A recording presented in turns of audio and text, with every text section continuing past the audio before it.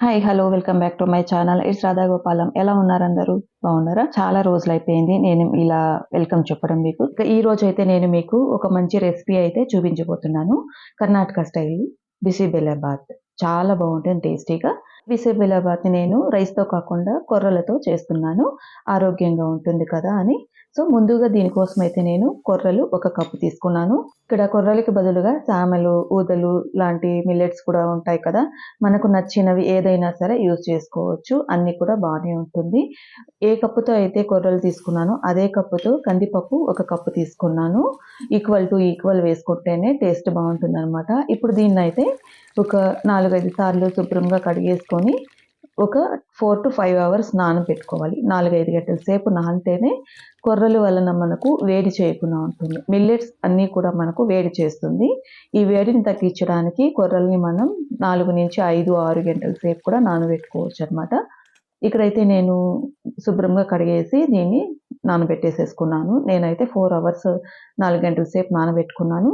తర్వాత చిన్న ఉసిరికాయంత చింతపండు నానబెట్టుకున్నాననమాట. చింతపండు కూడా ముందే నానబెట్టుకున్నామంటే అందులో రసం మనకు బాగా వస్తుంది. తర్వాత మసాలా పొడికి కావలసిన పదార్థాలైతే చూద్దాం. ఇక్కడ దాల్చిన చెక్క ఒక 1/2 ఇంచ్ అంత దాల్చిన చెక్క తీసుకున్నాను. తర్వాత 4 లవంగాలు, 2 ఏలకలు, అలాగే ఒక నల్ల ఏలకి బ్లాక్ ఇలాచీ అంటారు కదా అది ఒక చిన్నది. తర్వాత గసగసాలు 1/2 స్పూన్ తీసుకున్నాను. ఇది వచ్చేసి అనాసపు 2 రేకలు మాత్రమే తీసుకున్నాను. ఎక్కువైతే ఎక్కువ స్మెల్ బాగోదు. ధనియాలు 4 స్పూన్లు.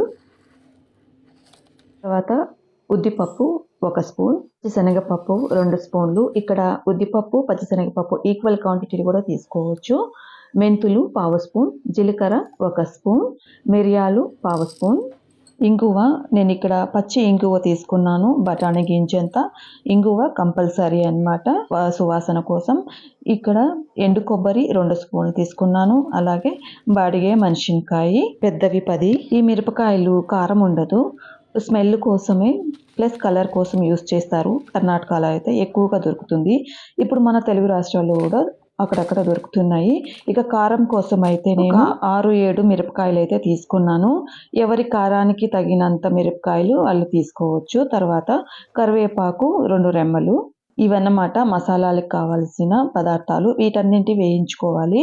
వేయించుకునే ముందుగా మనం నానబెట్టుకున్నాం కదా కొర్రలు అలాగే కందిపప్పు, అవైతే బాగా నానిపోయాయి. ఇప్పుడు దాన్ని కుక్కర్లో అయితే వేసుకుంటున్నాను. కుక్కర్లో వేసుకున్న తర్వాత నేను ఇక్కడ 6 కప్పుల నీళ్ళైతే వేస్తున్నాను. 1కి 3 చొప్పున. ఇక్కడ 1 కప్పు కొర్రలు, 1 కప్పు కందిపప్పు 2 కలిపి 2 కప్పులు కాబట్టి 1కి 3 కప్పులు అనమాట వాటర్. మొత్తం 6 కప్పుల వాటర్ అయితే వేసుకున్నాను. ఇందులోనే కొద్దిగా ఉప్పు, అలాగే 1 స్పూన్ ఆయిల్, తర్వాత ఇందులోనే కూరగాయ ముక్కలు కూడా వేసేస్తున్నాను. నేను ఇక్కడ కాలీఫ్లవర్ ఒక 4 ముక్కలు తీసుకున్నాను. ఒక పెద్ద ఆలుగడ్డ తీసుకున్నాను. కొద్దిగా బీన్స్, అలాగే క్యారెట్ ఒక చిన్న క్యారెట్, ఒక పిడికిడంతా పచ్చి బఠానీ కూడా వేస్తున్నాను. ఇంకా మనం ఇందులో సొరకాయ, మునక్కాయ వేసుకోవచ్చు, ముల్లంగి వేసుకోవచ్చు, నెవిల్ కోస్ వేసుకోవచ్చు, గుమ్మడికాయ కూడా వేసుకోవచ్చు అనమాట. మనకి ఇష్టం వచ్చిన కూరగాయలు ఏదైనా సరే వేసుకోవచ్చు. ఇందులో అన్నీ వేసుకున్న తర్వాత బాగా కలబెట్టుకొని నేను మీడియం ఫ్లేమ్ మీద 3 విజిల్స్ వచ్చే వరకు పెట్టుకున్నాను. ఇది ఉడికే లోపల మనం మసాలాలన్నీ వేయించుకుందాం. మసాలాలు అయితే అన్నీ చూపించేశాను కదా.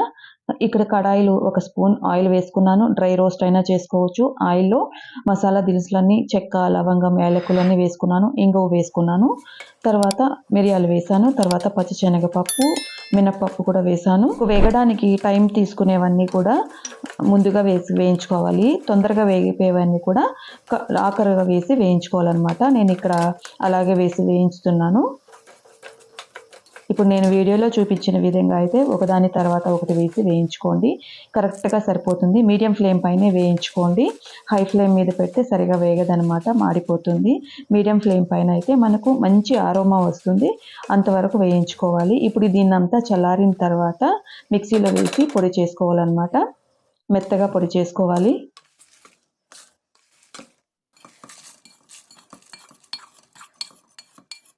ఇందులోనే ఇప్పుడు ఒక అర్ధ స్పూన్ వరకు పసుపు వేసుకోవాలి.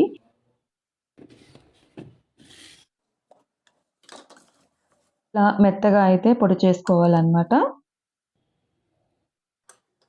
ఇప్పుడు ఇక్కడ కుక్కర్లో మనకు కొర్రలు అలాగే కందిపప్పు కూడా చక్కగా మెత్తగా ఉడికిపోయాయి. ఇప్పుడు దీన్ని పక్కన పెట్టేసి తిరగమాత వేసుకుందాం. కడాయిలోకి 2 స్పూన్ల ఆయిల్ అలాగే 1 స్పూన్ నెయ్యి వేసుకున్నాను. నెయ్యి ఇంకా కూడా వేయొచ్చు, నేను లాస్ట్లో వేస్తున్నాను. తర్వాత ఆయిల్ వేడెక్కిన తర్వాత ఆవాలు, కొద్దిగా జీలకర్ర, మనకు కావలసినన్ని జీడిపప్పులు, ఇక్కడ మీరు వేరుశెనగ గింజలు కూడా వేసుకోవచ్చు. తర్వాత ఉల్లిపాయలు, కరివేపాకు వేసి కొద్దిగా వేగిన తర్వాత ఇందులో క్యాప్సికమ్ ముక్కలు కూడా వేసి వేయించుకోవాలి. ఇక్కడ మనకు క్యాప్సికమ్ మెత్తగా అయ్యేంత వరకు వేయించిన అవసరం లేదు. మనకు ఒక 50% వేగితే సరిపోతుందన్నమాట. ఇలా 50% ఉడికిన తర్వాత మనం దంచుకున్న పొడిని వేసి ఒక 10 సెకండ్లు మాత్రం మీడియం ఫ్లేమ్ పైన కలబెట్టుకోవాలి. ఇప్పుడు ఇందులో వాటర్ అయినా వేయొచ్చు, లేదా మనం ఉడికించుకున్న కందిపప్పు కొర్రలు ఉంది కదా, దానైనా వేసి మొత్తం కలిసేలాగా ఒకసారి కలుపుకొని, మనం మిగిలిన సగం ఉంది కదా అందులో మొత్తానికి షిఫ్ట్ చేస్తున్నాను నేను ఇక్కడ. ఇందులో 2 కప్పుల వరకు కాచిన నీళ్లు కూడా వేసాను. ఇప్పుడు ఈ మసాలా అన్ని కూడా వేసుకున్న తర్వాత మనం చింతపండు నానబెట్టుకున్నాం కదా, చింతపండు రసం, అలాగే రుచికి సరిపడ్డ ఉప్పు, మనం ఇందాక కూడా ఉప్పు వేసాము, ఉడికేటప్పుడు కూడా చూసుకొని మనం కావాల్సినంత ఉప్పు వేసుకోవాలి.